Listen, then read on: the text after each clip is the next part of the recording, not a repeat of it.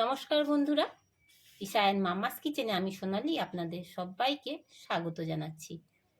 আজকে আমি হাজির হয়েছি, দেখতেই পাচ্ছেন, কিছুটা মৌরলা মাছ নিয়ে।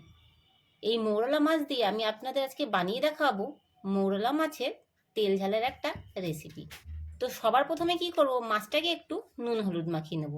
আর মাছটা কিন্তু আমি কেটে খুব সুন্দর করে ধুয়ে নিয়েছি। এবার দিচ্ছি পরিমাণ মতো নুন আর দিচ্ছি হলুদ। এবারে মাছটাকে নুন হলুদ মাখিয়ে নিচ্ছি। আর এই মাছটা কিন্তু আমার এখানে আছে 300 গ্রাম। বড় মাছের থেকে কিন্তু ছোট মাছের কিন্তু প্রচুর গুণ থাকে। চেষ্টা করবেন এরকম ছোট মাছ একটু বাচ্চাদের এনে বাড়িতে রান্না করে খাওয়াতে। তো ব্যাস, নুনটাকে আমার মাখিয়ে নেওয়া হয়ে গেছে। চলুন এবার এগুলোকে ভেজে নেওয়া যাক। হ্যাঁ, তার আগে আমরা কি করব, মাছটাকে ভাজার আগে একটা মশলা রেডি করে নেব।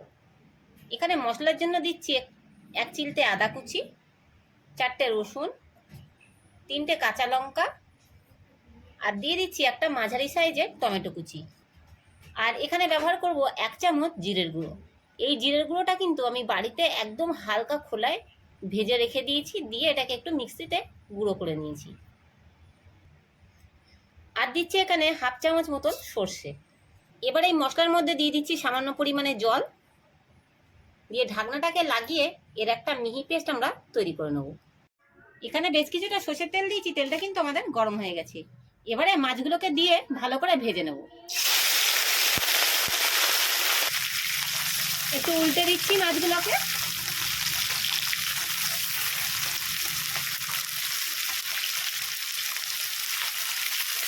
দেখুন, উল্টে পাল্টে লাল লাল করে মাছগুলোকে একটু ভেজে নেব। মাছগুলো ভাজা হয়ে গেছে, এবার এই মাছগুলোকে আমরা তুলে নেব। বাকি মাছগুলোকে একইভাবে ভেজে নিচ্ছি।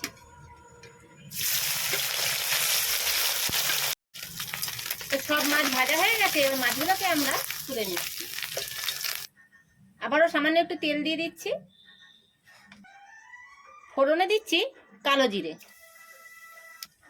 এবার দিচ্ছি একটা পেঁয়াজ কুচি। পেঁয়াজটাকে একটু ভালো করে ভেজে নিচ্ছি। এবার এর মধ্যে দিয়ে দেবো বেটে রাখা মশলার পেস্ট।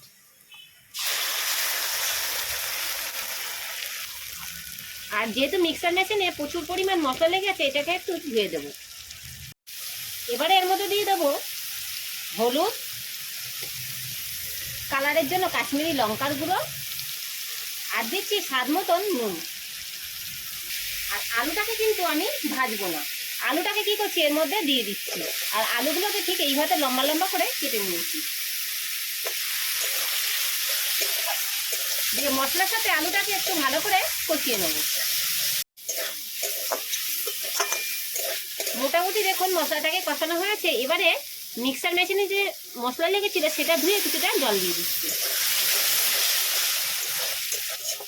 দিয়ে ভালো করে মশলাটাকে আবার একটু কষিয়ে নিচ্ছি। ভালো করে কষিয়ে নেওয়া হয়ে গেছে, এবার দেবো পরিমাণ মতন জল। এই সময় নুনটা একটু দেখে নেব, একটু নুন দিতে হবে আমাকে, তাই নুন দিয়ে দিলাম। এবারে ভালো করে ঝোলটাকে ফুটিয়ে নেব, নিয়ে আলুটাকে সিদ্ধ করে নেব। এই দেখুন, আলুটা কিন্তু আমাদের খুব সুন্দর সিদ্ধ হয়ে গেছে। এবার এর মধ্যে দিয়ে দিচ্ছি একটা কাঁচা লঙ্কা চেরা, আর দিয়ে দিচ্ছি ভেজে রাখা মাছগুলোকে। একটু যদি ধনেপাতা থাকে এর উপর দিয়ে কিন্তু ছড়িয়ে দিতে পারেন, দেখবেন দুর্দান্ত লাগে। যেহেতু আমার কাছে নেই আজকে ধনেপাতা, আমি ছড়িয়ে দিচ্ছি ওপর থেকে কিছুটা সর্ষের তেল। ব্যাস, এবার ঢাকাটাকে চাপা দিয়ে একদম হালকা আঁচে 5 মিনিট এটাকে রান্না করে নিলে আমাদের তেল ঝাল রেডি। তো এই যে আমাদের তেল ঝাল রেডি, এবার এটাকে আমরা নামিয়ে নিচ্ছি।